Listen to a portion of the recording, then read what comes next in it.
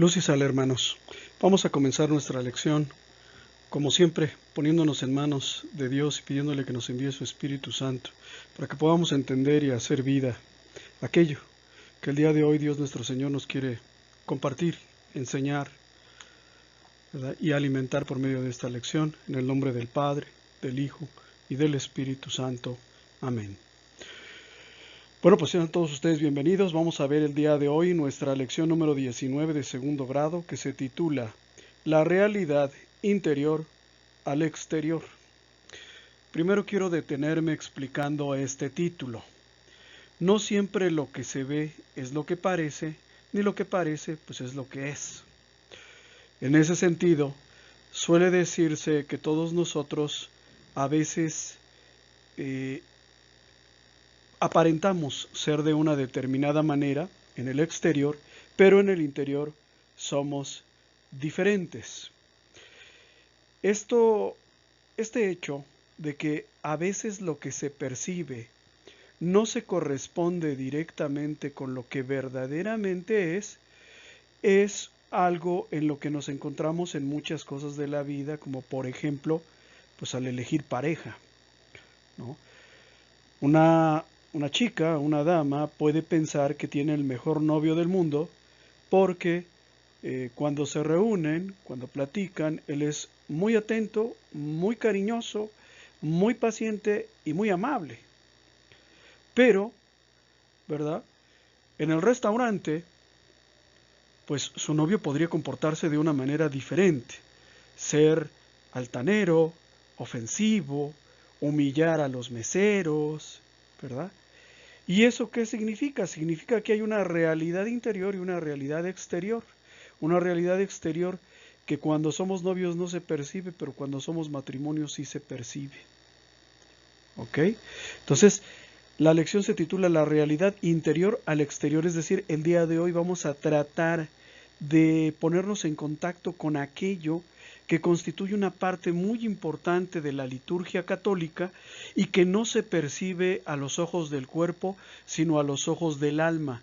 Ya habíamos estado hablando en la ocasión pasada, en la clase pasada, de la presencia real de nuestro Señor Jesucristo en la Eucaristía.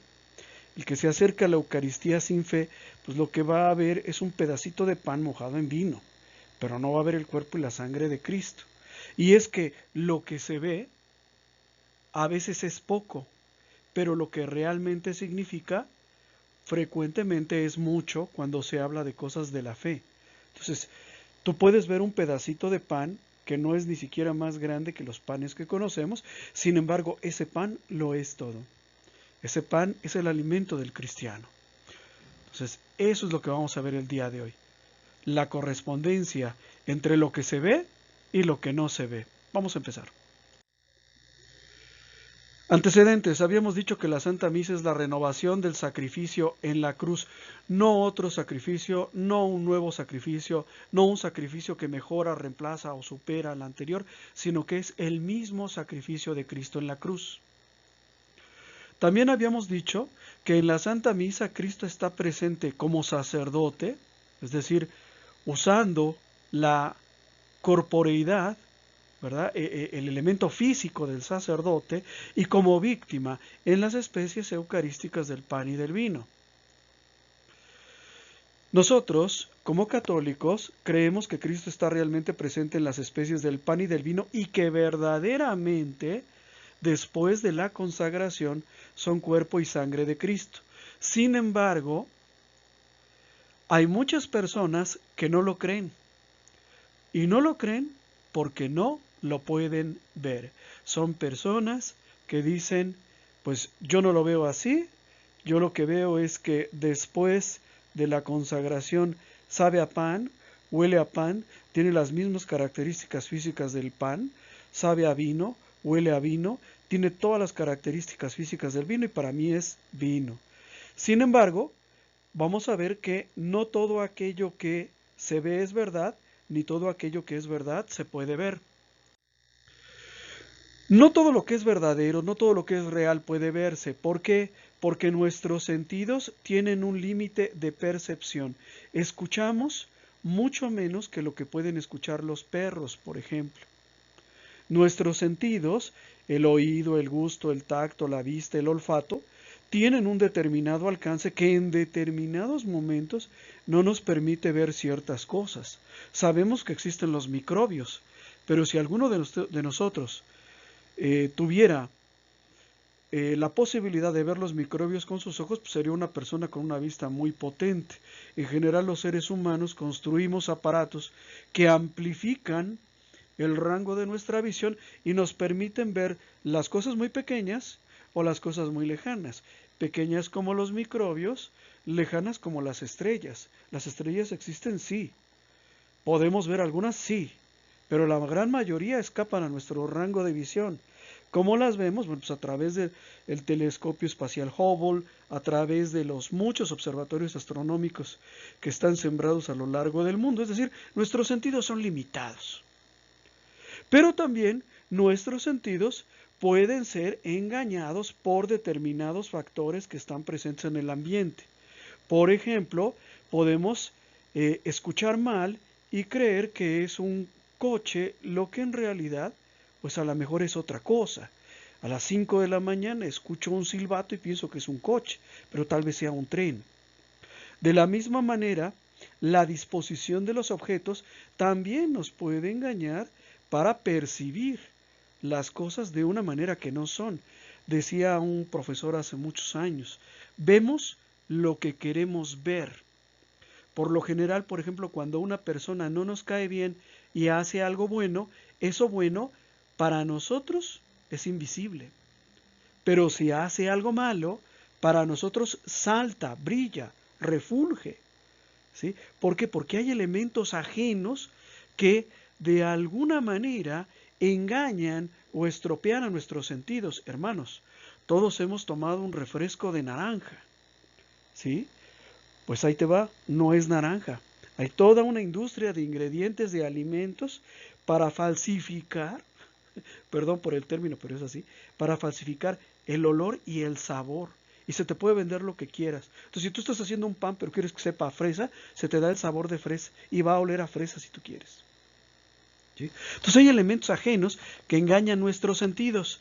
En la foto que aparece en pantalla, vemos de nuestro lado derecho un cuadrito en donde hay dos personas hablando muy cerca la una de la otra.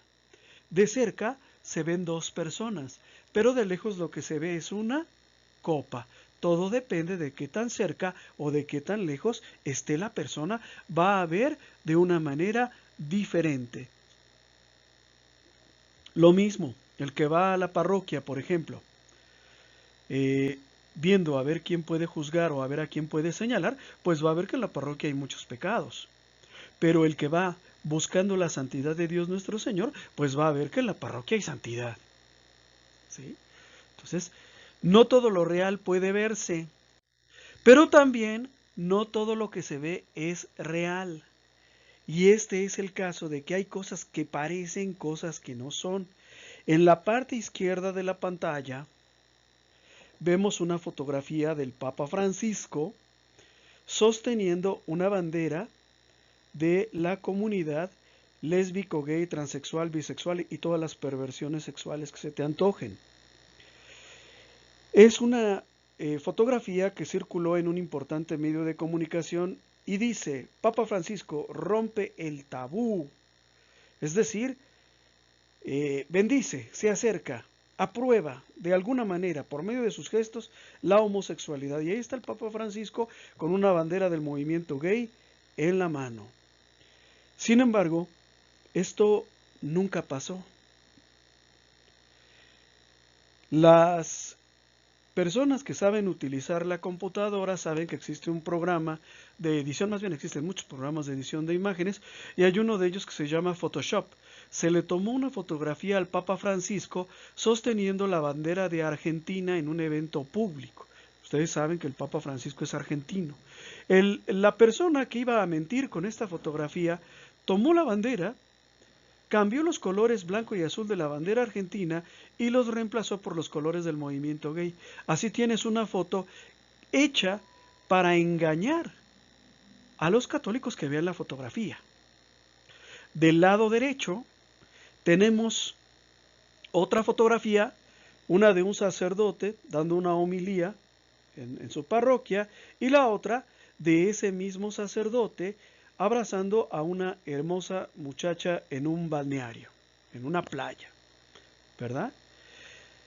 Esta es una falsificación. Se tomó una fotografía de un sacerdote y se buscó a una persona que se pareciera a él lo suficiente como para poder engañar a todos aquellos que no ven los detalles. ¿Y cuáles son los detalles de las fotografías que nos permiten ver que son falsas? Primero, los dientes. Segundo, los lunares en brazos, ¿verdad? Que los tiene en sus manos la persona que abraza a la muchacha, pero el sacerdote en la foto no las tiene. Los dientes, por ejemplo, de la persona, del varón, que abraza a esta simpática muchacha, ¿verdad? Pues son dientes chuecos. En cambio, el sacerdote, ¿verdad? Calumniado, porque esta foto se hizo, este montaje se hizo para calumniar, tiene los dientes pues en mucho mejor alineados. ¿Sí se entiende? Entonces, tú lo estás viendo, parece real, pero no es real. Hace unos días la DW sacó un documental sobre las fake news, las noticias falsas. Y una cosa que a mí me erizó la piel, pero que ya se puede hacer, es tomar una fotografía de una persona, buscar a una persona capaz de imitar la voz de esa persona y hacer un video en su nombre. Entonces, que no te extrañes si el día de mañana te encuentras un video del Papa Francisco diciendo barbaridades. Se puede hacer, y es la cara de él moviéndose, la cara de la persona moviéndose, es su voz, o prácticamente es su voz. Muy difícilmente un oído que no estuviera entrenado, ¿sí?, se podría dar cuenta de que no es la persona, que se falsificó todo, porque es tan bueno este trabajo que se puede hacer. Entonces, aguas con todo lo que ven. El católico no puede ir a buscar noticias en los medios mundanos, o sea, no son las agencias informativas, no es internet, no son las redes sociales. Cuando oigas una noticia y la quieras confirmar, vete a Ciprensa, vete a EWTN, vete a Cenit y ahí lo confirmas, ¿sí? Porque no todo lo que ves es real. Mucho es inventado, mucho es de utilería. En conclusión, no podemos ver todo, no podemos percibir todo, no podemos escuchar todo, no podemos contemplar todo. Nuestros sentidos tampoco son de fiar. Frecuentemente nos engañan. Creemos que vimos a una persona, pero lo que vimos fue a alguien que se le parecía, ¿verdad? Nuestros sentidos no son de fiar. Hay una lección en primer grado que habla, por ejemplo, de un ciego puesto debajo de una lámpara. Él podría pensar que el sol lo está quemando, pero en realidad es una lámpara lo que él tiene encima. Pero él, siendo ciego, pues va a seguir pensando que es el sol. En la vida espiritual, fíjense bien, si en la vida física, si en la vida material, si en la vida terrenal, nuestros sentidos no son de fiar, en la vida espiritual, nuestros sentidos físicos, el oído, el tacto, el gusto, ¿verdad?, la vista, son totalmente inútiles porque no fueron formados para percibir realidades espirituales, sino que fueron formados solo para percibir lo material y lo físico. Las realidades espirituales escapan a nuestros ojos, escapan a nuestros oídos, escapan muchas de las veces por lo mismo a nuestro entendimiento. ¿Cómo las entendemos entonces? Esto ya lo habíamos visto en primer grado, a la luz de la fe, confiando en nuestro Señor Jesucristo, confiando en su palabra, confiando en la Biblia. Pero es a la luz de la fe que lo entendemos, no porque lo hayamos visto. Creemos en Dios, pero nunca lo vimos. ¿Y entonces por qué lo creemos? Porque tenemos fe en la predicación de los apóstoles y en la presencia real de Cristo, ¿sí? Ninguno de nosotros lo vio resucitar a Lázaro, pero creemos que lo hizo porque creemos que Cristo lo puede hacer. Pero no es porque mis ojos, porque mis oídos me hayan llevado a esa conclusión. En relación a qué tan cierto es aquello que podemos ver, si solo es cierto lo que podemos ver o si todo lo que no podemos ver es cierto, hay tres posiciones. Se podría decir que son tres puntos de vista en relación a la verdad. Una posición, la más extendida en nuestros días, es la llamada incredulidad, es decir, los que no creen, o racionalismo, los que creen solamente aquello que pueden entender. Los racionalistas solo creen lo que pueden entender y lo que pueden ver. Si no lo pueden ver o no lo pueden entender, entonces no existe. Sin embargo, que no podamos entender algo no significa que no exista. Por ejemplo, los átomos. Yo no estudié física. Si alguien me pidiera ahorita que diera una clase sobre los átomos, sería una clase malísima. Yo les recomendaría mejor buscar a un profesor de primaria o de secundaria. ¿Por qué? Porque yo no sé de eso, no lo puedo entender. El lenguaje que yo aprendí en mi profesión es otro, ¿sí? Pero que yo no lo pueda entender, que yo no sepa del tema, no quiere decir que no existan. Los átomos existen, si no, no existieran las bombas atómicas, si no, no existieran los motores, las centrales nucleoeléctricas, eso no existiría. Entonces existe, es evidente que existe, aunque yo no lo pueda entender. En contrapartida, hay otra posición que es la de los supersticiosos o crédulos, los que todo lo creen y a todo le quieren dar un significado sobrenatural. Los supersticiosos o crédulos atribuyen un origen sobrenatural a todo aquello que les asusta, no pueden controlar o no pueden entender. Cae un rayo, ¿verdad? Me asusto, no sé qué es y por lo tanto digo que es un dios. Pasan los meses, mi país está pasando por una sequía, no sé qué hacer y no comprendo por qué tardan tanto las lluvias y entonces en un afán de controlarlo pues digo la lluvia es un dios y voy a crear un dios de la lluvia y le voy a rendir culto para ver si así me favorece con unas gotitas de agua, ¿no? Entonces lo que no se puede comprender, lo que no se puede entender o controlar o que asusta, lo convierten en una divinidad o algo parecido a una divinidad. Estos son los que creen que algo pasa porque los astros lo deciden. O sea, los astros no deciden ni tu futuro ni el mío. La astrología es una superstición muy común de nuestro tiempo, como el Reiki, por ejemplo, ¿verdad? El Feng Shui. La lectura de cartas, el tarot, todo eso son supersticiones. Es una forma de tratar de controlar o de comprender aquello que no puedo controlar ni comprender. La superstición y la credulidad ha producido serias deformaciones en el pensamiento religioso del hombre. Ha dado origen incluso pues a situaciones bastante graciosas y otras bastante delicadas, como por ejemplo la fobia que algunos le tienen al número 13, ¿ah? Porque piensan que es de mala suerte. Otros, por ejemplo, se les rompe un espejo y verdaderamente están tristes porque creen que se han ganado 7 años de mala suerte. La suerte no tiene nada que ver con que haya roto el espejo. La suerte tiene que ver con tu trabajo, con qué tanto luchas para alcanzar la felicidad, no con el espejo que se rompió. Entre estos dos extremos, el racionalismo y la superstición, se encuentra la verdad.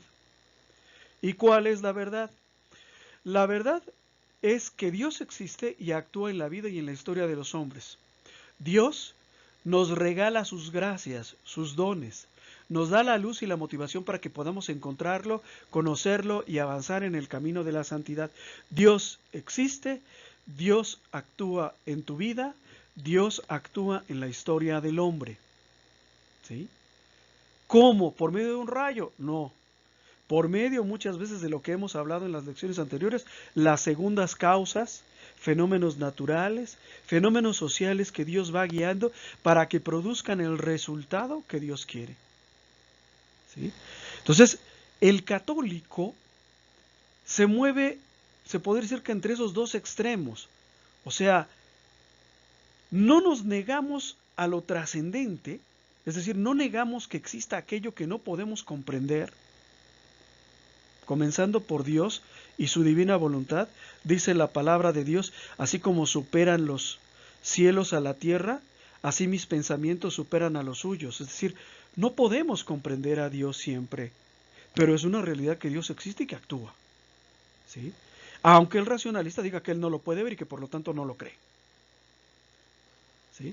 Entonces puse con amarillo la posición nuestra como católicos para que la podamos distinguir. Mientras que estamos en la vida, mientras que estamos en el mundo, mientras que estamos en la carne, caminamos en la fe, no en la visión. La palabra fe viene del latín fides, que significa creer o confiar. Nosotros, aunque empíricamente no hemos experimentado muchas cosas, por la palabra de Dios y por las enseñanzas de nuestro Señor Jesucristo, creemos, por ejemplo, que Dios es bueno. Creemos que hay vida eterna. Creemos que hay cielo y que hay infierno. ¿Por qué lo creemos si nunca hemos estado en el cielo ni en el infierno? Porque lo dijo nuestro Señor Jesucristo. Caminamos en esta vida como peregrinos que van hacia su patria celestial y caminamos apoyándonos en el bastón de la fe, no en nuestros ojos. Segunda de Corintios capítulo 5 dice San Pablo: así pues, siempre llenos de buen ánimo, sabiendo que mientras habitamos en el cuerpo vivimos lejos del Señor, pues caminamos en la fe y no en la visión. Mientras habitamos en el cuerpo vivimos lejos del Señor, pues caminamos en la fe y no en la visión. El conocimiento por la fe, el que tenemos en nuestra lección, el que extraemos de la palabra de Dios, de la Biblia, el que es parte del acervo del magisterio de la Iglesia, el conocimiento por la fe es conocimiento en ausencia, es decir, sin haber experimentado. En tanto que la visión beatífica de Dios, cuando todos nosotros ya estemos frente a Dios en el cielo, la visión beatífica de Dios nos permitirá el conocimiento por la presencia divina. Entonces sí, ya vamos a experimentar aquello de lo que ahora estamos hablando, y estamos hablando porque nuestro Señor Jesucristo nos lo dijo. Entonces fíjense bien cómo dice San Pablo: estén llenos de buen ánimo. O sea, ustedes estén tranquilos, estén alegres, no estén asustados, no estén preocupados. Ahorita ustedes no lo pueden entender, ustedes no lo pueden ver, pero algún día lo van a comprender, algún día lo van a ver, algún día lo van a experimentar.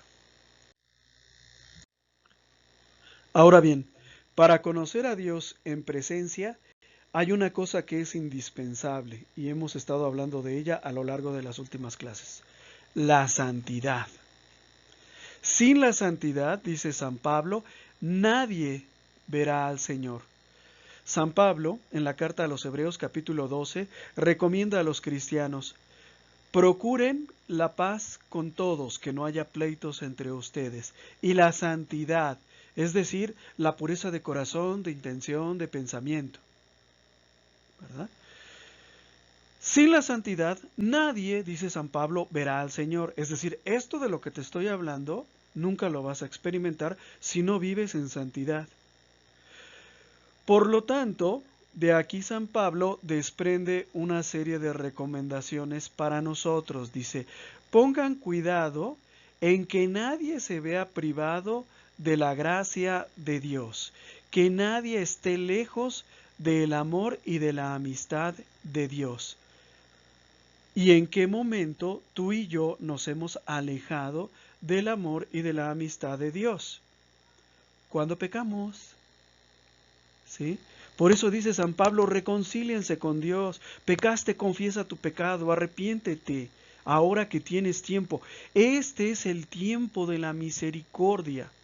Después de esta vida ya no es tiempo de la misericordia, ya es tiempo de la justicia. Por eso dice San Pablo Que nadie se vea privado de la gracia de Dios, es decir, que nadie esté lejos del amor de Dios, que nadie esté enemistado con Dios, que nadie se quede sin comulgar, que nadie se quede sin recibir a Cristo en la Sagrada Eucaristía. Luego agrega San Pablo, que ninguna raíz amarga retoñe entre ustedes. ¿Cuál es esa raíz amarga? El pecado, las obras de la carne, la soberbia, la mentira, el egoísmo, el interés propio. Dice, cuídense que ninguna de esas raíces se instalen entre ustedes, ni los turbe, es decir, ni los incomode, ni los asuste, ni los tenga con pendiente. ¿Y por qué? Pues porque por una de estas pequeñas raíces puede llegar a contaminarse la comunidad. Por eso dice San Pablo, cuiden los detalles. Cuando nos hablamos entre nosotros, ¿cómo nos hablamos? ¿Con respeto? ¿Con cariño? Cuando nos llaman la atención, ¿qué sentimos? ¿Rencor? ¿Detestación? ¿Me enojo pero no digo nada porque no me conviene decirlo ahora? ¿Qué espero del hermano? ¿Utilizarlo? ¿Sacar una ganancia de él? Cuidado, dice San Pablo, que ninguna raíz amarga retoñe entre ustedes. Cuiden los detalles. En alguna ocasión estábamos preparando una convivencia de escuela de pastoral y llegamos al tema de la comida. Y una hermana hizo un comentario, raíz amarga. Dice, no, yo no estoy de acuerdo, porque yo, en la última convivencia, traje mis bisteces encebollados, saqué mi comidita, la puse sobre la mesa común, todos comieron de mis bisteces, y cuando yo quise comer mis bisteces encebollados, que tan ricos me habían quedado, resulta que ya solamente quedaban los huevos a la mexicana. ¡Qué injusticia! ¿Cambiar bisteces encebollados por huevos a la mexicana? Por eso yo no voy a participar, decía. Raíz amarga, hermanos. Raíz amarga era la que estaba introduciendo esta hermanita. Las convivencias se hacen para que compartamos el pan. Si tú eres rico, si tú tienes la posibilidad económica de hacer un platillo con carne para ofrecérselo a tus hermanos, es para ellos, no para ti. Deja que tus hermanos más pobres degusten la carne ese día. Tú cómete el huevito a la mexicana, ¿sí? Y cómetelo con la alegría de haber ayudado al pobre. Entiendan esto. No dejen, dice San Pablo, que ninguna raíz amarga se instale entre ustedes, crezca entre ustedes.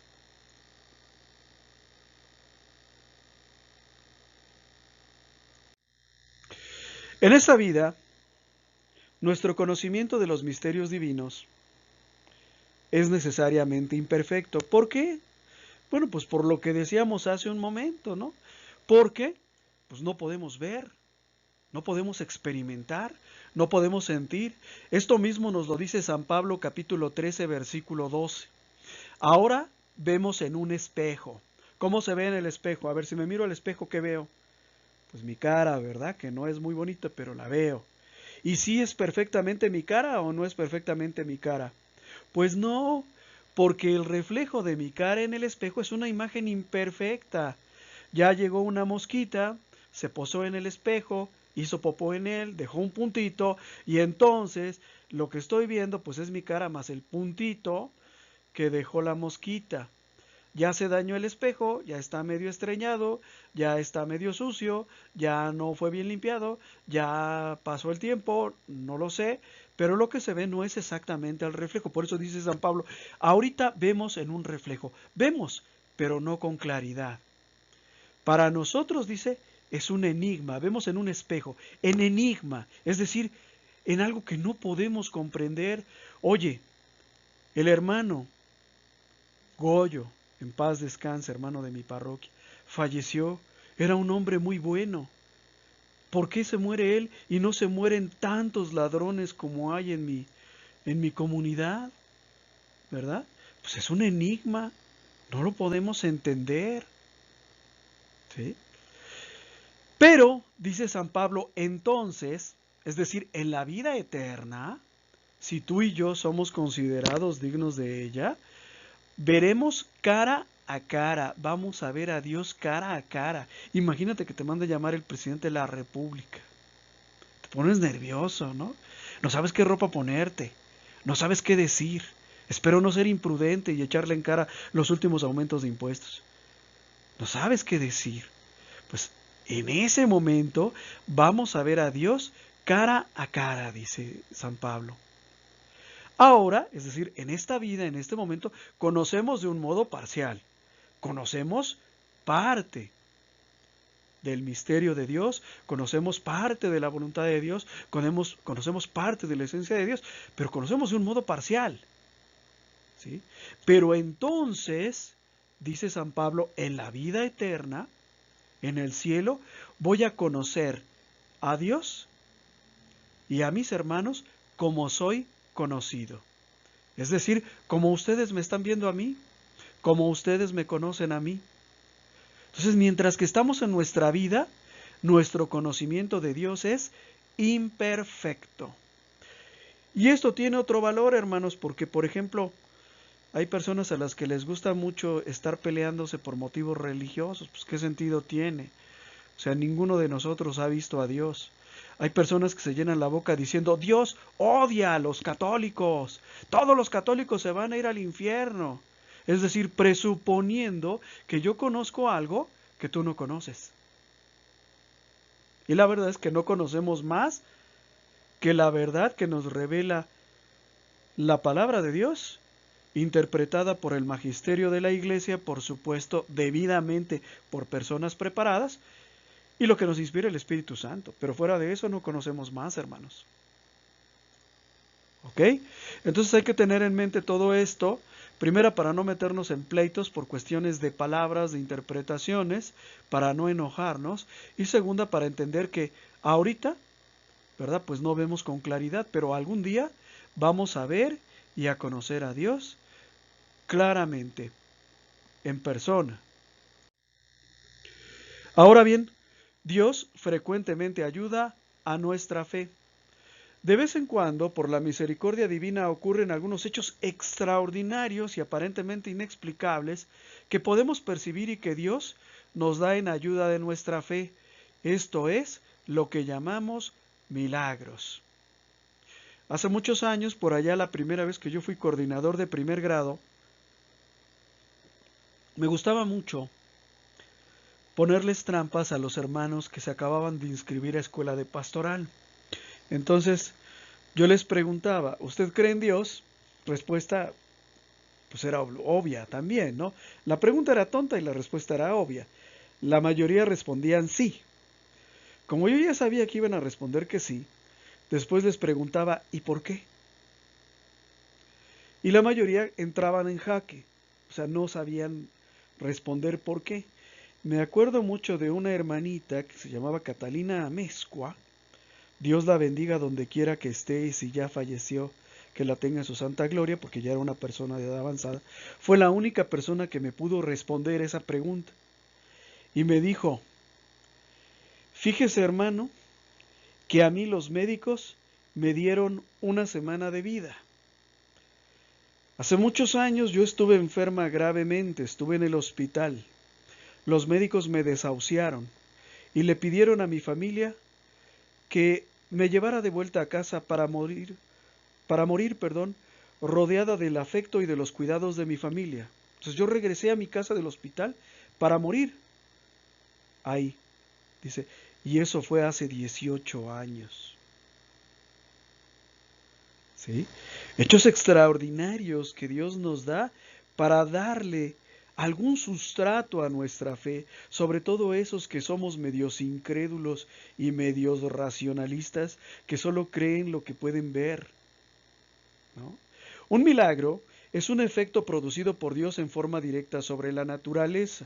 En este caso que yo les cuento, pues el cuerpo, ¿verdad?, de la hermana, que reaccionó a los medicamentos favorablemente, y una persona que estaba al borde de la muerte, que ya había sido desahuciada por los médicos, se recupera. Un milagro es un efecto producido por Dios en forma directa sobre la naturaleza. ¿Cómo es que Dios puede hacer milagros? Bueno, pues Dios es el creador del universo. Estamos todos de acuerdo en eso, ¿verdad, hermanos? Qué bueno, qué bueno. Si Dios es el creador del universo, también es el artífice y mantenedor de las leyes de la naturaleza. Estamos de acuerdo, ¿verdad? Bueno. Si Dios es el que mantiene las leyes de la naturaleza, Él es el único que puede alterar el funcionamiento de estas leyes en bien del hombre. Eso es a lo que llamamos un milagro. Por ejemplo, en la Biblia, ¿verdad?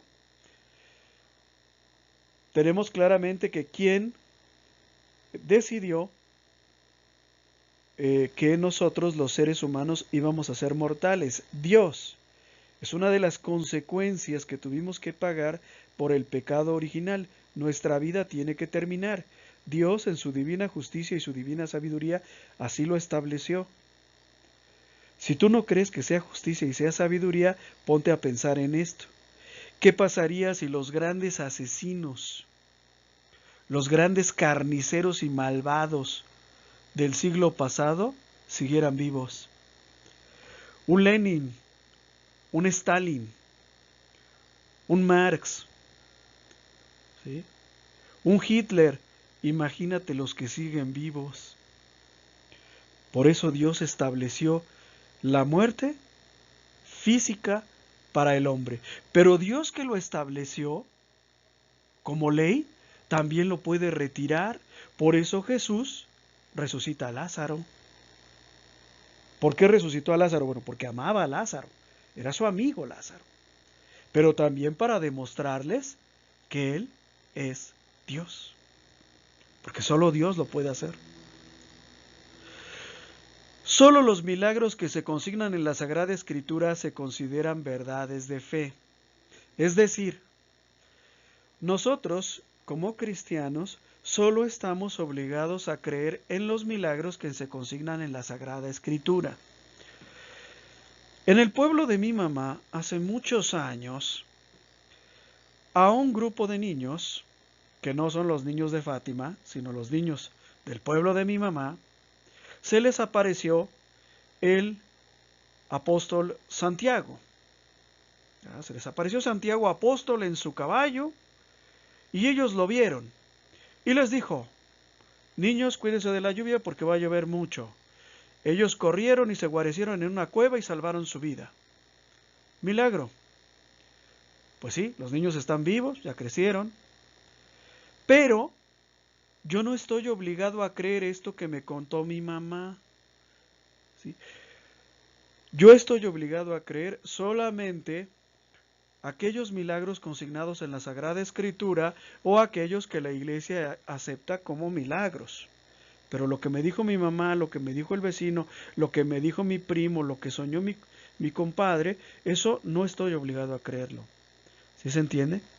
Se los digo porque a veces hay personas, por ejemplo, que en un ejercicio de libre voluntad deciden que no van a creer en el milagro tal, ¿sí? Que no está establecido en la Biblia o que la Iglesia no lo considera como tal. Y en ese momento pues no se está cometiendo ningún atentado a la fe. Ese es el caso, por ejemplo, de las apariciones de la Santísima Virgen María en Medjugorje, lo que era la antigua Yugoslavia. Hay mucha gente que cree en las apariciones de la Santísima Virgen, los mensajes que la Santísima Virgen da en Medjugorje.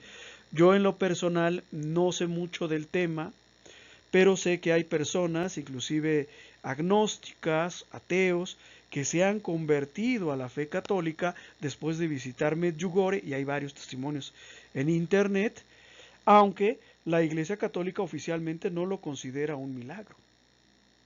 ¿Sí? No lo considera un milagro. Entonces, el hecho de que no lo considero un milagro, pues me permite a mí descreer o pasar por alto ese hecho, no considerarlo como milagroso. Y no por eso estoy atentando contra la fe. Solo los milagros que la Iglesia propone como tales o que están establecidos en la Sagrada Escritura son verdades de fe. El resto no. Lo que me dijo mi primo no. Lo que me contó la persona que fue a Medjugorje no. Cristo prometió a sus discípulos la continuidad de los milagros en la iglesia. Juan, capítulo 14, versículo 12, nos dice: en verdad les digo, dice Jesús a sus discípulos, el que crea en mí, el que tenga fe, hará él también las obras que yo hago. ¿Qué obras? Resucitar a los muertos, devolverle la vista a los ciegos, darle la salud a los enfermos, hacer que caminen los lisiados, los cojos, los inválidos. También él va a hacer las obras que yo hago. Y dice, y además, agrega Jesús, de ribete, dice, hará obras mayores aún. ¿Por qué? Porque yo voy a donde mi Padre. Voy a estar cerca de mi Padre, intercediendo por ustedes.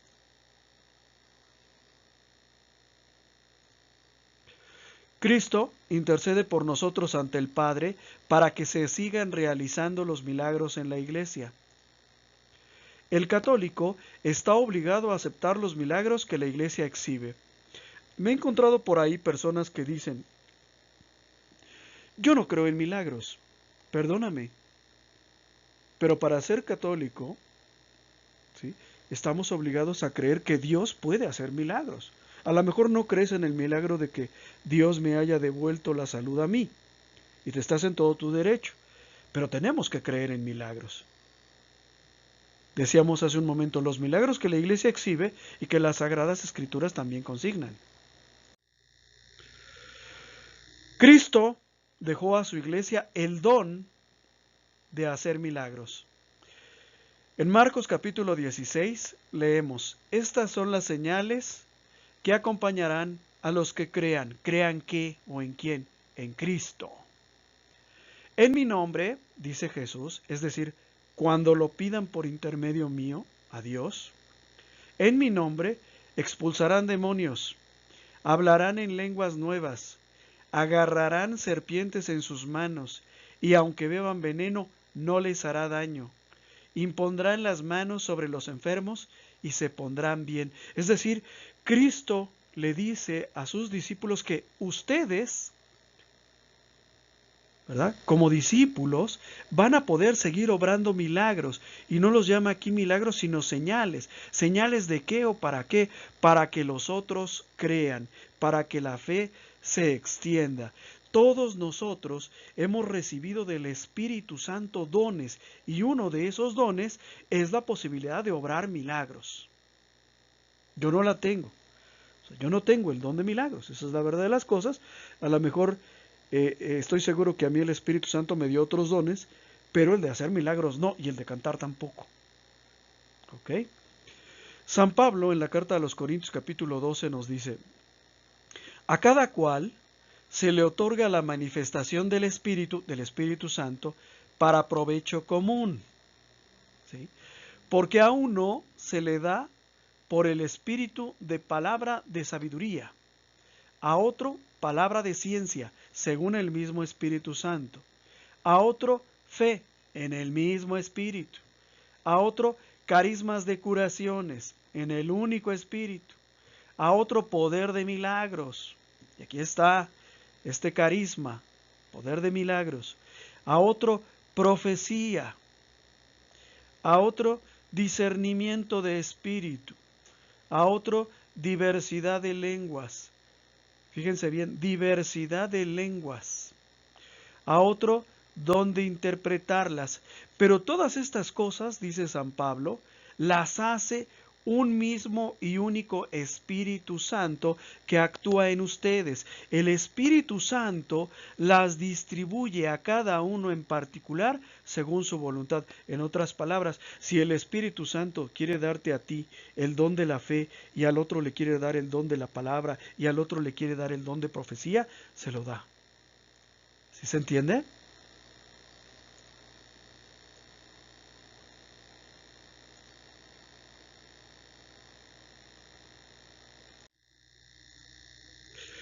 ¿Qué nos dice todo lo que acabamos de leer? Jesucristo nos deja el don de hacer milagros para que tengamos señales sensibles, algo que podamos ver, que nos ayuden a sostener y aumentar nuestra fe. Los carismas son dones o poderes otorgados por Dios a cada uno de nosotros, pero para bien de nuestros hermanos, ¿sí? Uno de esos dones es el don de hacer milagros. San Pablo atribuye al Espíritu Santo la autoría y el reparto de los dones y deja bien claro que todo don que hayamos recibido es para beneficio de la comunidad, no del que tiene el don. ¿Sí? Entonces, muy importante, los dones que tú has recibido no son para ti, son para tus hermanos, para que los compartas. El otorgamiento de carismas, ¿ya? Es decir, el poder de obrar milagros, el espíritu de profecía, el discernimiento de espíritus, el don de hablar diversidad de lenguas, el don de interpretar las lenguas, el otorgamiento de carismas no otorga necesariamente la santidad, o no implica, perdón, necesariamente la santidad de la persona que lo recibe, ni es recompensa al mérito, sino que se otorga ordinariamente para que el individuo sea útil a la comunidad. En otras palabras, estos dones que tú tienes o que yo tengo, no es porque yo me los merezca o porque tú te los merezcas, fue porque el Espíritu Santo decidió que ese don te lo iba a dar a ti. No significa que yo sea tan bueno, pero tan bueno, tan santo, tan piadoso, que tenga la posibilidad de predicar la palabra de Dios, sino que el Espíritu Santo me dio ese don, el don de entender y el don de explicar, pero no significa que yo sea un santo. Y el hecho de que yo no sea un santo no me hace desmerecer. Hay personas, por ejemplo, que creen que los pecadores no tienen el don de profecía y es mentira. Un pecador, si el Espíritu Santo le da el don de profecía, te puede enseñar a ti mucho de la palabra de Dios y comprenderlo. Aunque esté en la cárcel, aunque sea una prostituta, aunque sea un drogadicto, te puede enseñar. Y me ha pasado. Que personas que tú dices, mira, olvídate, no puede enseñar nada, o sea, no sabe nada, ni entiende nada. Claro que sí. ¿Sí? El don de profecía es concedido incluso a los pecadores. ¿Por qué? Porque quien lo decide, como decíamos al principio, es el Espíritu Santo. ¿Sí? Entonces no es que yo lo merezca, que me lo haya ganado, el Espíritu Santo lo decidió. En el pasaje bíblico que acabamos de leer, San Pablo enumera 9 carismas. No los vimos uno por uno, va a haber otra lección donde vamos a ver los carismas puntualmente. Estos carismas Santo Tomás los dividió en 3 grupos. Grupo 1, los que miran al conocimiento de las cosas divinas. Grupo 2, los que otorgan facultad para exponer la verdad divina. Y grupo 3, el poder de obrar milagros, que aparece separado de los otros. A lo largo de su historia, la extensión y el crecimiento de nuestra Santa Iglesia Católica, porque es santa, ¿sí? Y la Iglesia es santa porque santo es su fundador y porque santos son sus frutos. La extensión de la Iglesia Católica ha ido acompañada de milagros. Al final de esta clase nos vamos a quedar un momentito para ver qué milagros son, porque tengo que terminar, ¿sí? Marcos, capítulo 16, versículo 20, nos dice: ellos, o sea, los apóstoles y los discípulos, salieron a predicar la buena noticia de Cristo por todas partes, colaborando el Señor con ellos. Es decir, Jesús los ayudaba en su predicación, confirmando la palabra que ellos transmitían con las señales que la acompañaban. Es decir, los apóstoles y discípulos de Jesús podían hacer milagros y los milagros eran la forma, se puede decir, como Jesús firmaba, rubricaba lo que ellos acababan de decir. Entonces, recapitulando, es una verdad de fe que existen los milagros. Y no solo existen, sino que toda la historia de la iglesia está llena de milagros. Si tú no conoces estos milagros, pues es porque no conoces la historia de la iglesia. Si no tienes un libro de historia de la iglesia, yo te puedo obsequiar los 14 tomos de Daniel Robs, Historia de la Iglesia Católica. ¿verdad? Para que veas estos milagros. Y los milagros han acompañado a la iglesia en su extensión. Sí ha sido la palabra, sí ha sido el ejemplo, pero también han sido los milagros. Los milagros deben ser siempre atribuidos a Cristo. Esto es muy importante, hermanos. Cuando hablemos de milagros, debemos de hablar con corrección. La religiosidad popular acostumbra atribuir los milagros a los santos, a la Virgen María. Otros que no son milagros, pues se los consideran como un resultado de la buena suerte. Pero nosotros tenemos que hablar con corrección, como católicos instruidos que somos, ¿sí? Todos los milagros deben ser siempre atribuidos a Cristo. Todos. No algunos. No de que este fue el milagro de San Francisco de Asís, sino que todos deben ser atribuidos a Cristo. ¿Quién hace los milagros? Dios. ¿Qué son los santos? Intercesores. ¿Qué es la Virgen María? Intercesora. Hechos, capítulo 13, versículos del 12 al 13, habla de un milagro que el apóstol Pedro realizó en las puertas del templo de Jerusalén. Pedro sana a una persona, si no mal recuerdo, paralítico. El hecho de que este paralítico, esta persona que estaba postrada, que no podía caminar, de pronto se levantara y andara, pues causó cierta sensación entre todos los presentes. Pero Pedro les explica lo que acaban de ver para que lo entiendan de manera correcta. Pedro, al ver esto, es decir, al ver cómo las personas reaccionaban, ¿verdad? Frente al milagro que él acababa de hacer, porque para ellos se presentaba como que él había hecho el milagro, aunque nosotros sabemos que fue Dios.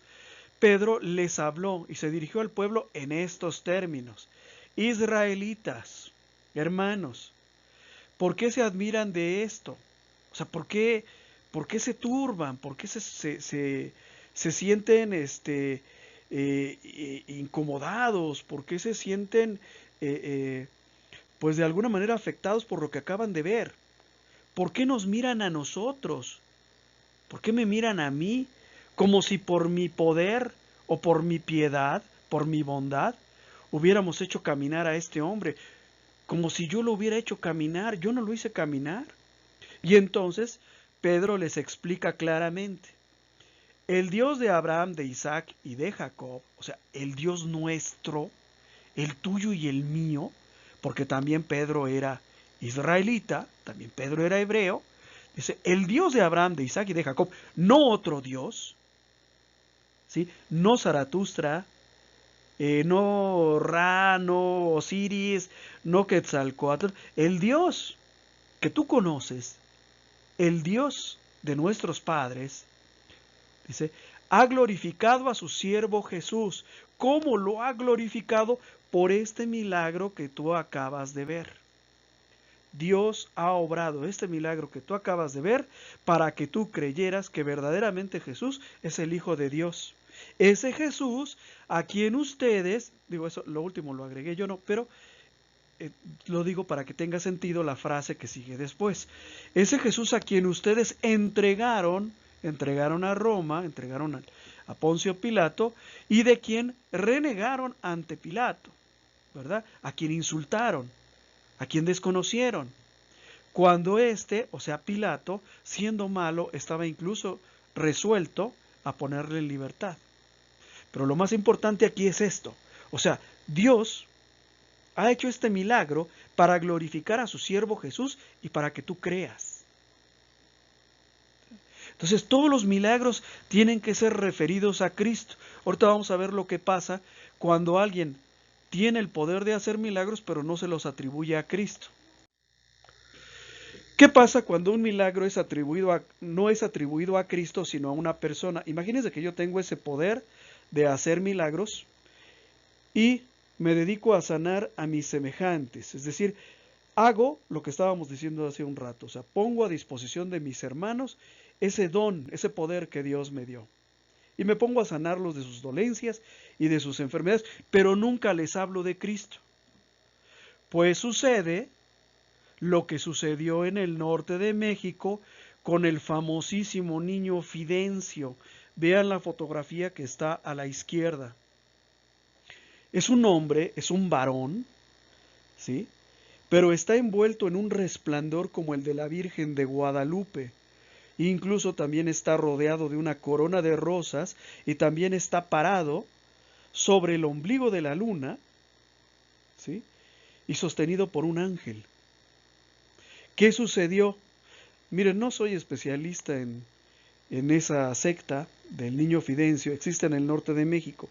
Se dice que al final de la guerra de 1847 entre México y Estados Unidos, el norte de México, que para ese momento ya era mucho más pequeño,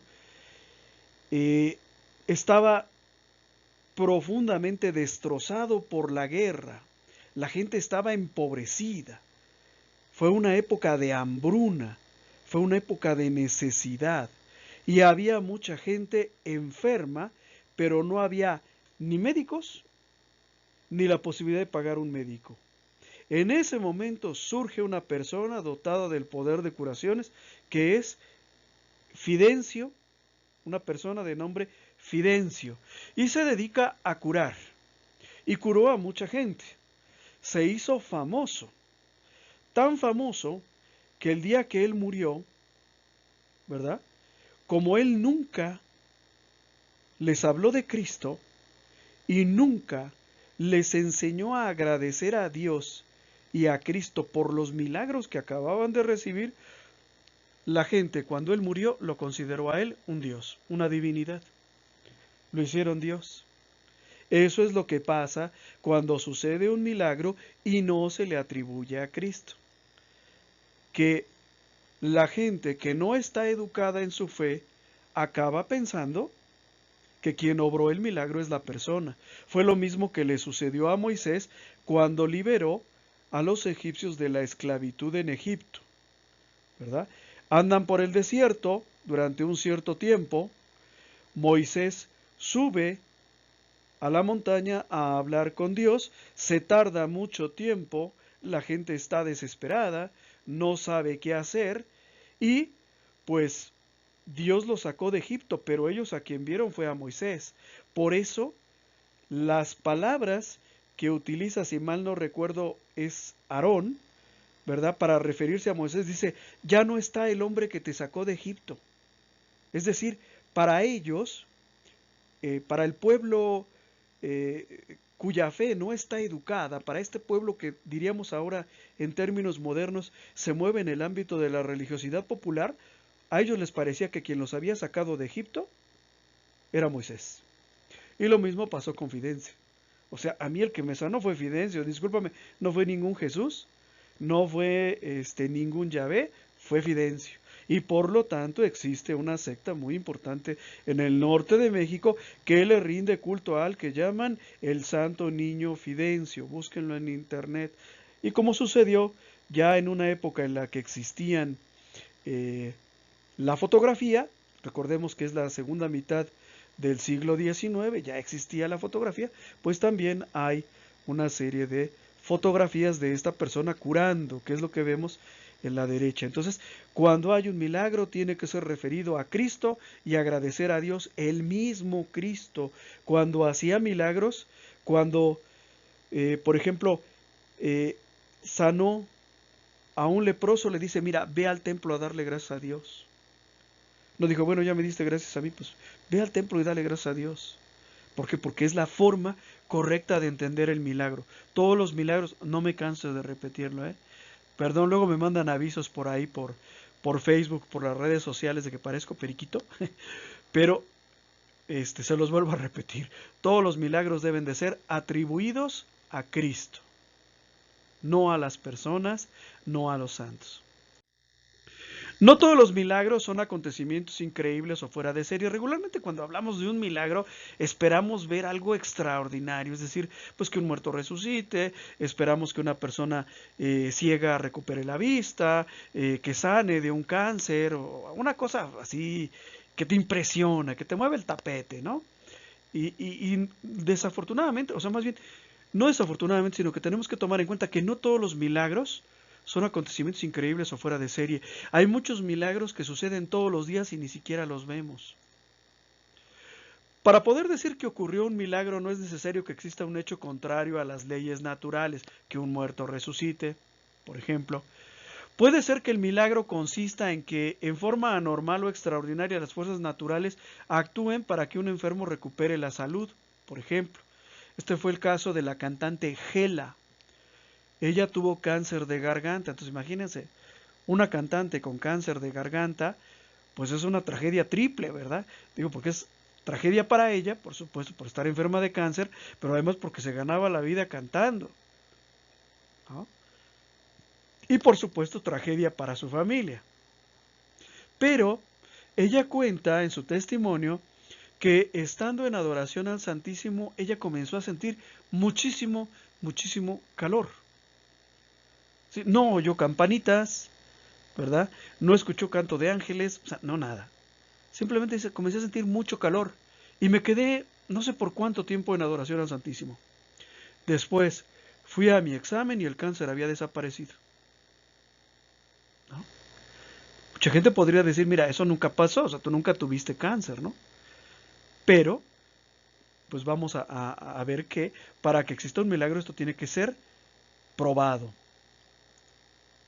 De hecho, todos los días presenciamos milagros sin darnos cuenta. Por ejemplo, el nacimiento de nuestros hijos. Ese es un milagro, ¿no? Sí, no es un milagro estridente, no se oyen truenos en el cielo, luces en el firmamento, no, pero es un milagro. Y el que lo sabe entender se da cuenta de que allí hubo un milagro porque ahí Dios actuó. ¿Qué hicimos nosotros? No hicimos nada. Todo el mecanismo lo puso en marcha Dios nuestro Señor. Y lo que nosotros vimos, pues es el nacimiento de nuestros hijos. Pero son milagros.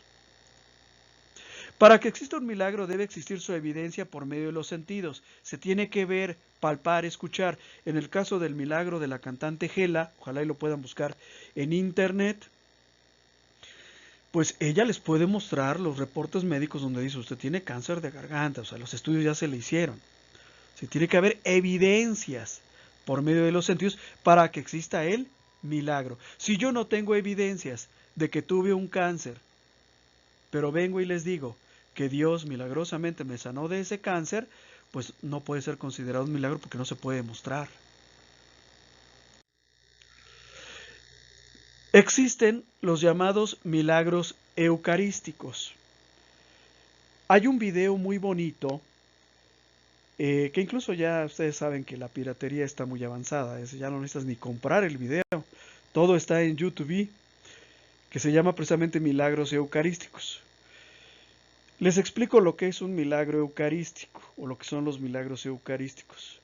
Verdades de fe, tales como la presencia real de Jesucristo en la Sagrada Eucaristía, no son milagros. ¿Por qué? Porque lo que allí ocurre, o sea, la transubstanciación, no es perceptible por medio de los sentidos.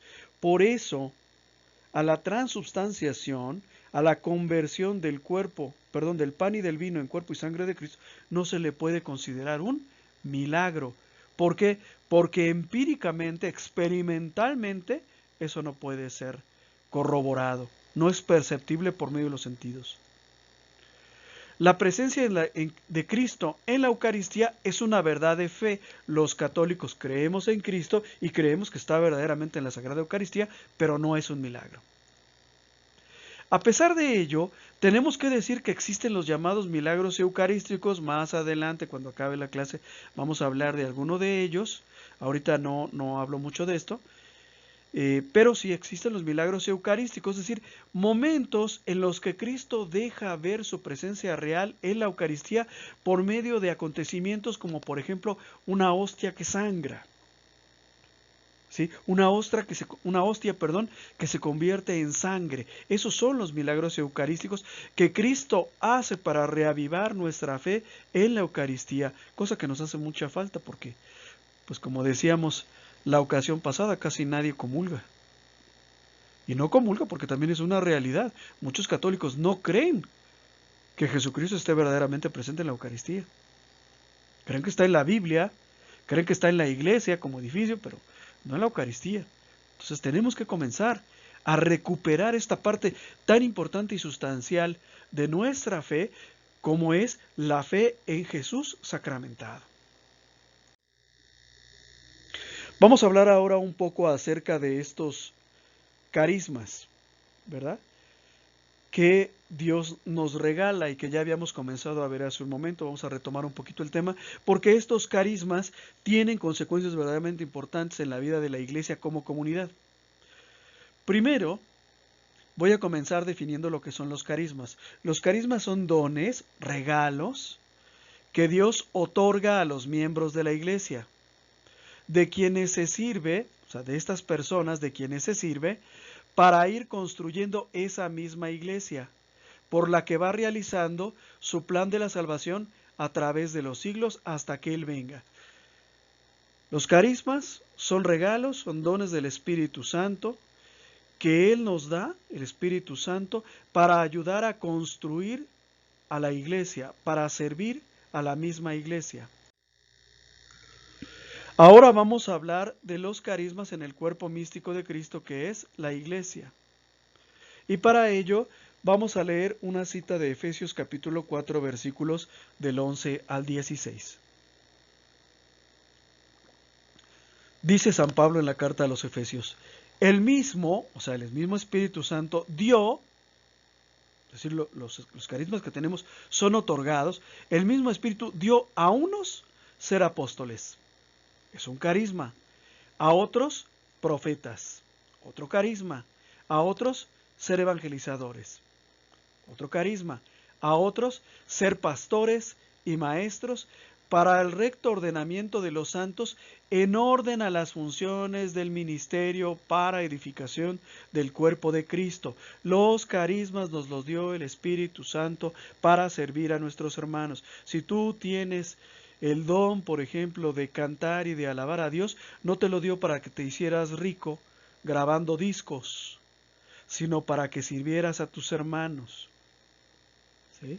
Para que sirvieras al cuerpo de Cristo, que es la iglesia. ¿Hasta cuándo vamos a tener que utilizar estos carismas para edificar la iglesia? Dice, hasta que lleguemos todos a la unidad de la fe, hasta que todos seamos de un mismo pensar y de un mismo sentir, y del conocimiento pleno del Hijo de Dios, hasta que todos lo conozcamos a la perfección, al estado de hombre perfecto, a la madurez de la plenitud de Cristo, para que no seamos ya niños llevados a la deriva y zarandeados por cualquier viento de doctrina, a merced de la malicia humana y de la astucia que conduce engañosamente al error.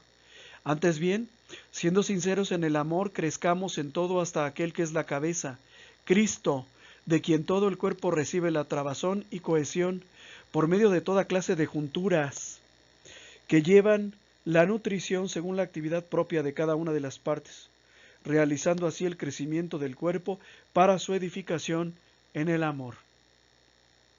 Entonces, recapitulando, ¿para qué son los carismas? Para que todos juntos trabajemos en equipo para edificar el cuerpo de Cristo, que es la iglesia.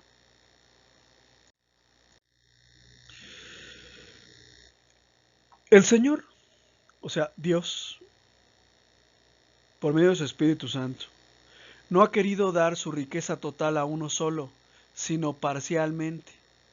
¿Para qué? Para que nos veamos obligados a acudir al esfuerzo común y nunca al apostolado individual, donde necesariamente somos limitados y deficientes. Decía un hermano hace mucho tiempo, no se pueden tener todas las glorias. O sea, no puedo ser el mejor para alabar a Dios, el mejor para predicar su palabra, el mejor para llevar el primer anuncio, el mejor para la exégesis teológica. No puedo ser el mejor para todo. El Espíritu Santo no No le dio todos sus dones a uno solo, sino que los repartió entre nosotros. ¿Para qué? Para que trabajemos en equipo, para que los pongamos a las órdenes de nuestros hermanos, al servicio de nuestros hermanos, y para que nos beneficiemos de los dones de nuestros hermanos. Tristemente debo decirles que existe la envidia del bien espiritual del otro. Desafortunadamente hay hermanos que, contaminados por el mundo, todavía sienten cierta rabia, cierta tristeza cuando comprueban que alguien tiene un determinado carisma.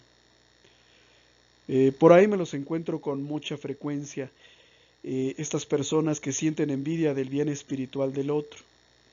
La primera vez que yo vi esa raíz amarga dentro de nuestra iglesia fue hace muchos años. Una hermana, que creo que ya les he comentado de ella, sabía salmodiar muy bien, nunca había tomado lecciones de canto. Ella descubrió ese don estando en escuela de pastoral. Y pues sí, sucedió que ya después a ella se le encargaba mucho en el servicio de la parroquia, pues cantar el salmo, y lo hacía maravillosamente. Lo hacía prácticamente como una cantora profesional de esas de ópera que luego salen en internet o en la televisión, ¿no? Pero también surgió la envidia. Y había hermanos por ahí que ya le comenzaron a poner el apodo de la María Calas, ¿verdad? Y la cantora oficial y cosas así por el estilo. Entonces, hermano, hermana, cuando veas que alguien tiene un don, no lo ataques, no lo detestes, no permitas que Satanás siembre envidia en tu corazón. Dale gracias a Dios y benefíciate de ese don que tiene tu hermano, que tiene tu hermana. Yo mismo recibo muchos escritos de hermanitos burlándose de mí porque me equivoqué en algo, porque dije algo mal, porque pronuncié algo mal. ¿Sí? Entonces, entendamos esto. Si Dios repartió sus dones, fue para que los compartamos, ¿sí? Para que nos beneficiemos los unos de los otros. Si mi hermano tiene un don, gloria a Dios, le agradezco profundamente y, ¿por qué no?, me sirvo de ese don. Hermano, eres muy bueno para cantar, por favor cántanos. Por favor crea un ministerio de canto. Todos los dones y carismas que tenemos, los tenemos que poner al servicio de la iglesia. ¿Pero cómo?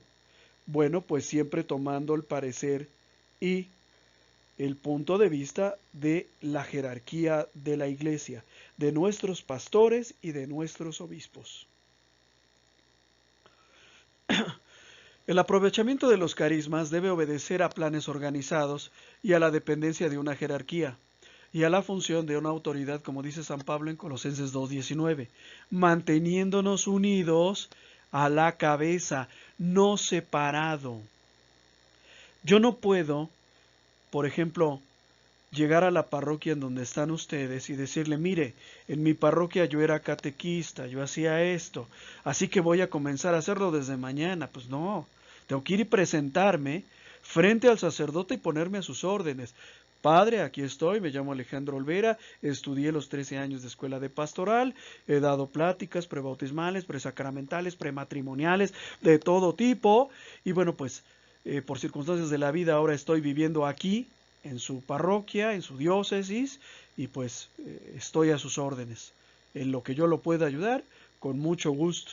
Si el sacerdote en ese momento me dice, no, gracias, ya tenemos los suficientes catequistas, tenemos catequistas para dar y para aventar para arriba, pues ni modo. Pero lo que no puedo hacer es agarrar y decir, pues mire, yo, si usted no me deja dar catequesis en la iglesia, me voy a ir al parque que está enfrente y voy a formar un grupo de catequesis para que luego yo les dé la primera comunión. ¿Ah? Eso no se puede hacer. Digo, entre los protestantes sería lo más normal del mundo, ¿verdad? Si no te gusta una iglesia, una congregación, te vas y fundas otra. Si te dicen algo que no te gusta, te vas y fundas otra, ¿no? Pero entre nosotros como católicos eso no sería correcto. ¿Sí se entiende? Entonces siempre tenemos que estar comandados por la jerarquía. Para nosotros, los católicos, la cabeza de la iglesia es Cristo. Es verdad. Pero Cristo realiza su jefatura a través de la jerarquía de la iglesia. Las órdenes de Cristo para mí no me llegan por medio de sueños, no me llegan por medio de inspiraciones, me llegan por medio de la jerarquía. Entonces, si mi párroco viene ahorita y nos dice que necesita catequistas, ¿verdad? No es el párroco el que me lo está pidiendo, es Cristo el que me lo está pidiendo. Si mi obispo llega y me dice, oye, sabemos que tú eres muy bueno para cantar, no es cierto, pero sabemos que eres muy bueno para cantar, ¿nos podrías hacer el favor de organizarnos un concierto porque vamos a tener un retiro juvenil? Pues no es el obispo el que lo está diciendo, es Cristo. Y si yo desobedezco, no estoy desobedeciéndole al sacerdote, ni al obispo, estoy desobedeciéndole a Cristo. Entonces hay que entender esto. No somos protestantes. En el siglo XII-XIII, cuando se gestaron la mayor parte de las herejías que hoy son lugares comunes, todas las herejías tenían un denominador común, que es creer que el Espíritu Santo le habla al hombre directamente y sin tomar en cuenta la jerarquía. Pues no. Por eso Pedro Baldo fundó los valdenses y se puso a estimular a los laicos que no tenían ningún conocimiento teológico a que leyeran e interpretaban la Biblia por ellos mismos. ¿Cuál fue el resultado? 80,000 iglesias y contando. ¿Sí? Entonces, la cabeza es Cristo, es verdad, tienen razón los sacerdotes. La iglesia es el cuerpo de Cristo, en donde Cristo es la cabeza y nosotros somos sus miembros, estamos de acuerdo. Pero Cristo se comunica conmigo a través de la jerarquía, a través del sacerdote y del obispo. Colaborando con el párroco y el obispo, estamos unidos a Cristo, nuestra cabeza, dentro de una delegación de la autoridad divina. Cuando yo colaboro con el obispo y con el párroco, estoy colaborando con Cristo. Cuando me niego a colaborar con el párroco y con el obispo, me estoy negando a colaborar con Cristo. En la iglesia hay un principio de autoridad que consiste en que cada cristiano acepta la autoridad del obispo, porque ve en él, bueno, del obispo o del sacerdote. Cada cristiano acepta la autoridad del obispo o del sacerdote porque ve en él a Cristo, a la luz de la fe. Aunque para el mundo el sacerdote o el obispo sean un hombre como cualquier otro.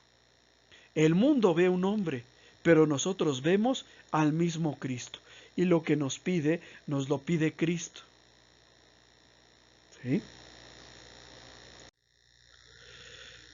Quiero hacerles dos sugerencias, además de la que ya les había dicho, de ver el video de los milagros eucarísticos. Ustedes digiten en YouTube milagros eucarísticos y lo van a encontrar. Y también, pues, continuar nuestro curso.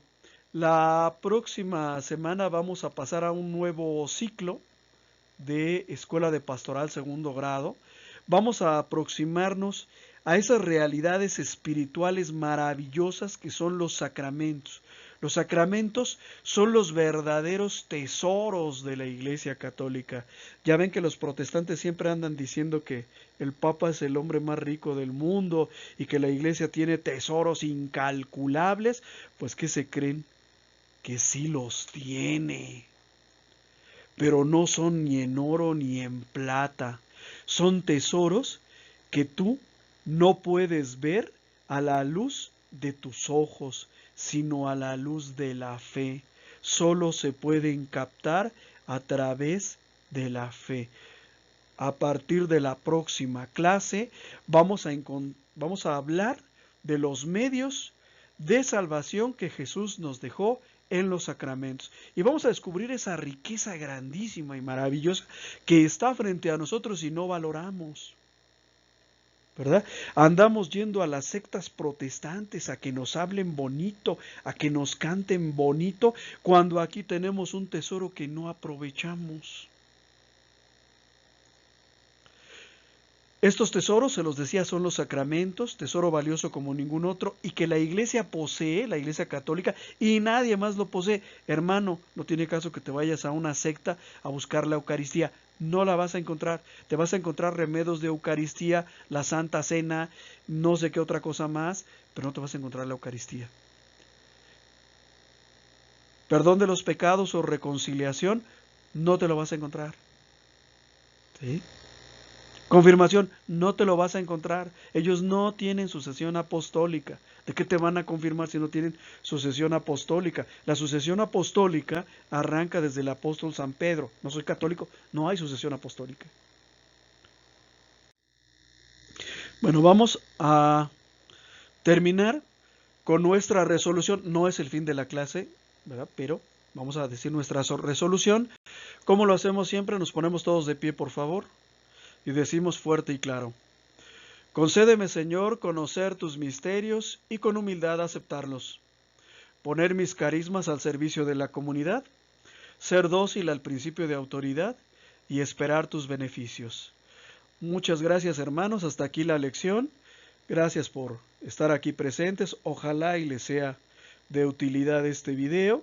Y bueno, si hubiera dudas, pues estamos a sus órdenes con mucho gusto. Los que se quieran ir, se pueden ir.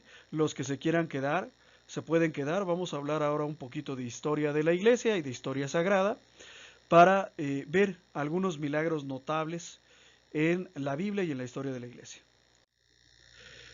Primero, tenemos a Elías. El profeta Elías le tocó ejercer su ministerio en una época en la que el culto a Yahvé estaba severamente deteriorado por la contaminación que sufrió el pueblo de Israel, cuyo pueblo y cuya fe se mezcló con los paganos. Llega un punto en el que Elías es el único sacerdote del Dios Altísimo, es el único profeta. En esta situación, Elías reta a todos los sacerdotes de Baal, que eran centenares, muy poderosos por cierto, los reta a que cada uno le ofrezca un sacrificio a su Dios. Y aquel sacrificio que sea querido por Dios, que sea tomado, consumido por Dios, será el que Dios prefiere. Comienzan primero los sacerdotes de Baal, preparan al animal, lo degüellan, lo colocan sobre un altar, colocan las ramas, colocan la madera, ¿verdad? Y se ponen a danzar alrededor de la ofrenda, haciéndose incisiones en el cuerpo y cantando, sacándose sangre, desangrándose y pidiéndole a su dios Baal que baje y consuma su sacrificio, que se muestre propicio. Comienzan temprano, ¿verdad? Y están baile y baile, no me imagino cuánta sangre debieron de haber perdido en ese baile horrendo. El caso es que llega la tarde y ya van a ser de noche y pues Baal no viene, ¿verdad?, a consumir el sacrificio. No existe Baal. Todo el pueblo está reunido para saber cuál era el resultado de ese desafío.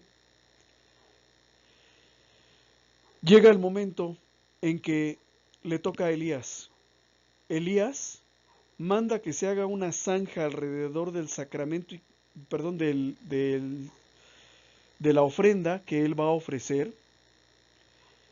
Manda que se traiga agua, que se moje al animal, que se moje la madera y que se moje todo el espacio que hay alrededor.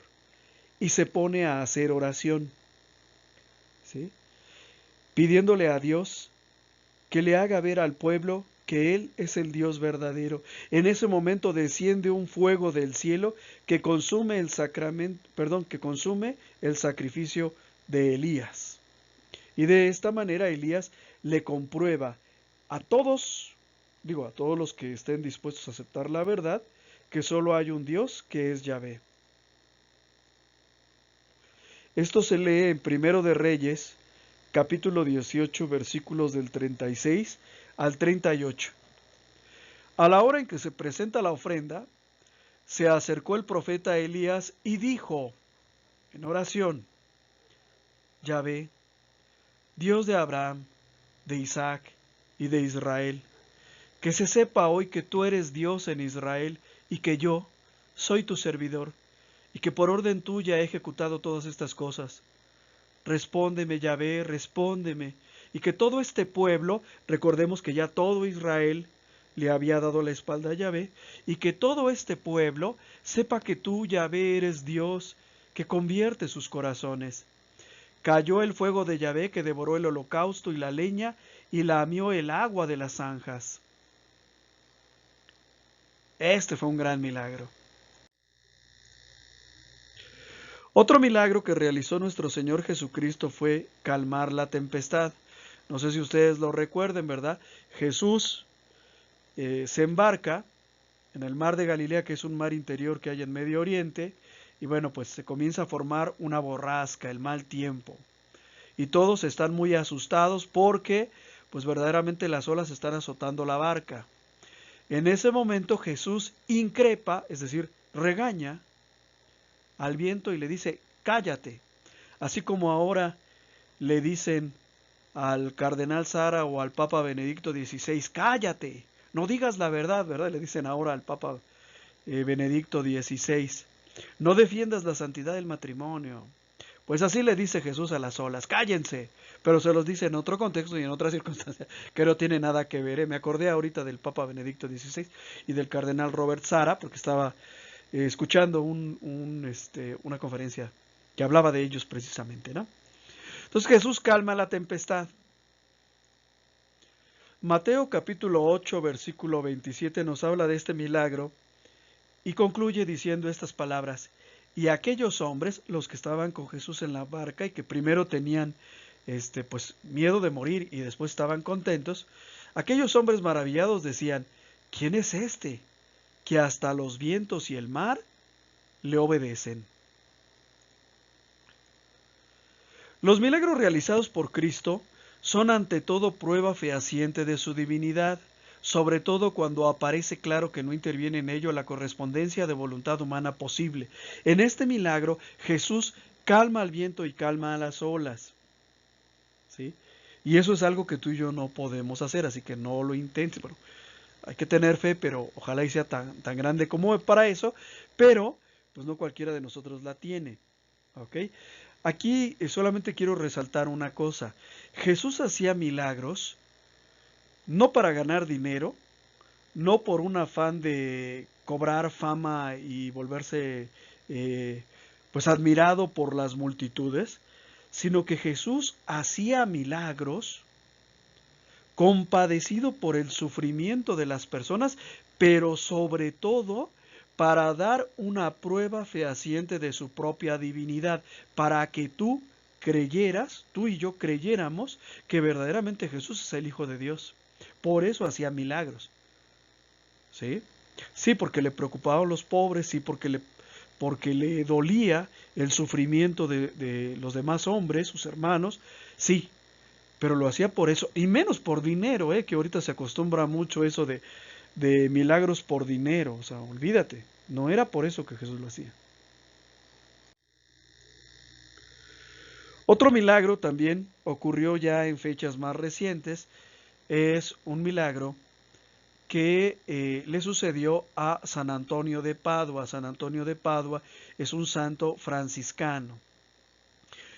Resulta que San Antonio de Padua estaba discutiendo con un hereje que no creía en la presencia real de Jesús en la Sagrada Eucaristía, ¿sí? Y estaba discutiendo con él.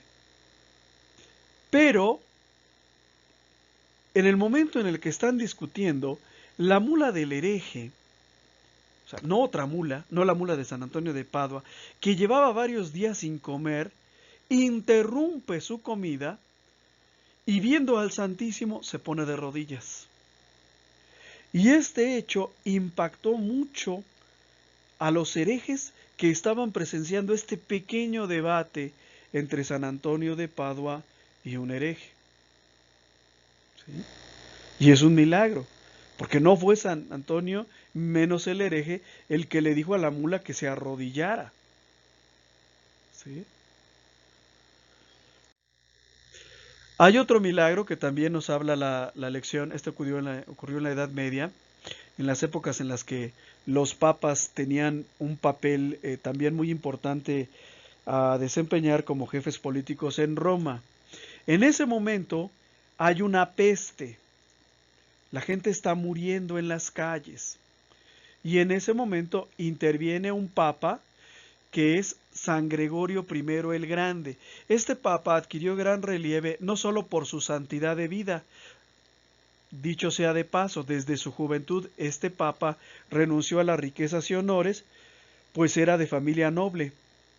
Este papa consiguió, mediante oraciones y rogativas públicas, que cesara la peste en Roma, ocurriendo el milagro de verse un ángel que envainaba una espada sobre el castillo de Adriano, que desde entonces se llama Castillo de San Ángelo, en recuerdo del milagro que ahí ocurrió. Tenemos una enfermedad, un problema de salud pública grave, la gente está muriendo.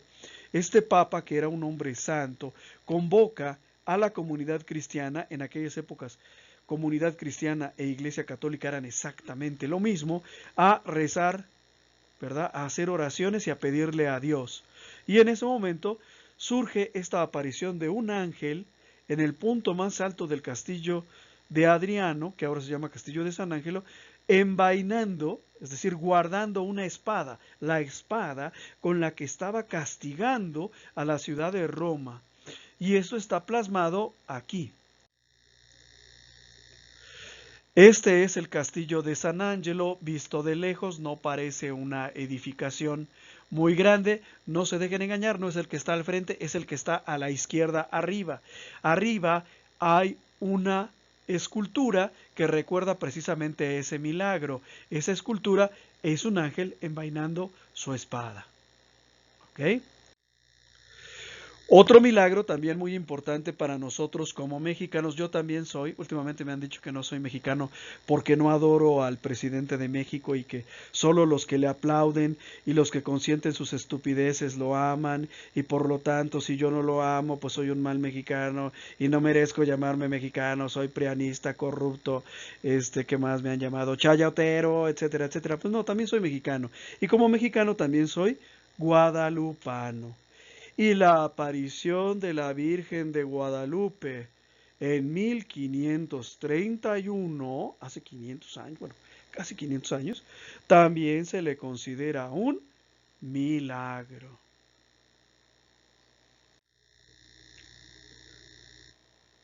Otro milagro también muy interesante que sucedió en la Edad Media fue la famosa batalla de Lepanto.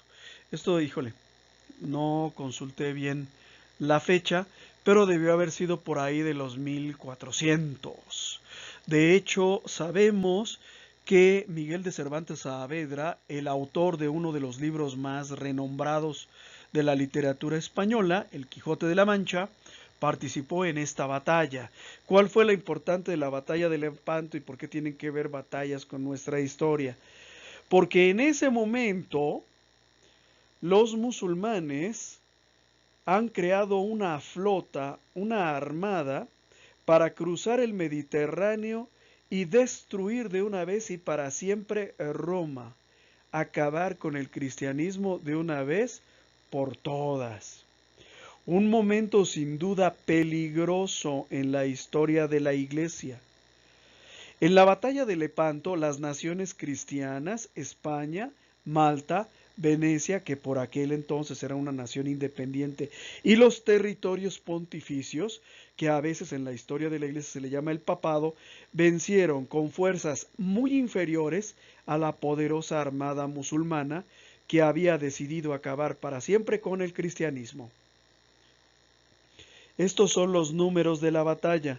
Se enfrentaron 131 naves, 131 barcos, con 91.500 soldados cristianos que obtuvieron un milagroso triunfo sobre 277 navíos. Es decir, pues que casi los duplicaban, no, más bien los duplicaban, ¿sí? Y 120,000 turcos, es decir, soldados musulmanes. Mientras que la batalla se daba, todo el mundo católico rezaba el Santo Rosario a María Santísima, motivado por el Papa San Pío V. El milagro no consistió solamente que unos pocos cristianos derrotaran a una armada que les superaba de manera evidente. El milagro no consistió solamente en que nuestra fe siga existiendo hasta el día de hoy, cuando en ese momento lo más probable es que todo el mundo pensara que ya estábamos derrotados y que ya no iba a haber más cristianos en el mundo, ¿sí? Sino que el Papa que convocó al rezo del Rosario, San Pío V, milagrosamente, por anticipado, recibió la revelación de que la batalla había terminado y de que los cristianos habíamos vencido. Iba a haber cristianos en los siglos venideros. En aquellas épocas no había fotografías, ¿verdad? Pero sí hubo muchos pintores y artistas que se dedicaron a inmortalizar las escenas tan terribles de la batalla. Vemos a naves repletas de soldados. Los musulmanes se distinguen por tener un turbante, un sombrerito. Las naves cristianas se distinguen por tener cruces, adornos que denotan que son cristianas, y las naves musulmanas pues por precisamente la forma de vestir de sus soldados. Vemos muchos hombres caídos en el agua, y bueno, fue una batalla terrible, pero si la hubiéramos perdido, hermanos, tú y yo estaríamos aprendiendo el Corán ahorita, ¿sí? Las mujeres estarían con su burka, ¿verdad? Tapadas de pies a cabeza, ¿no? Y estaríamos viviendo en otra situación totalmente diferente. No habría cristianismo, probablemente seguiríamos practicando religiones tribales porque España hubiera desaparecido, o no sé, o no hubiera tenido pues el prestigio que tuvo, que alcanzó después. Bueno, hermanos, pues eso es todo. Muchas gracias por quedarse. Esta lección sí fue muy amplia, pero espero que les haya sido de utilidad. Dudas, preguntas, por favor dejen comentarios, aunque sean mentadas de madre, porque recibo ya muchas últimamente desde que me declaré en contra del aborto, a favor de la vida, desde que me declaré en favor de la familia tradicional y comencé a denunciar a todos los que promueven todos estos males de la ideología de género. Pues me he ganado muchas ofensas, pero aunque sea eso, pues háganme ver que están por ahí, que me escucharon, ¿no? Digo, los que me mandan decir ya cállate chachalaca, o ya cállate chayotero, como no te dan dinero, no dejas de ofender a López Obrador, pues por lo menos sé que me están escuchando, ¿no? Ese insulto me dice que me están escuchando. Dios los bendiga y nos vemos la próxima semana. Muchas gracias por tu atención, esperamos que este video haya sido de tu agrado. Nuestro trabajo se mantiene gracias a las aportaciones de amigos y benefactores. Si nace de tu corazón hacer alguna aportación y tienes posibilidad de hacerlo, aquí te dejo mis datos bancarios. Si no puedes hacer alguna aportación, con una oración es más que suficiente. Que Dios te bendiga y muchas gracias.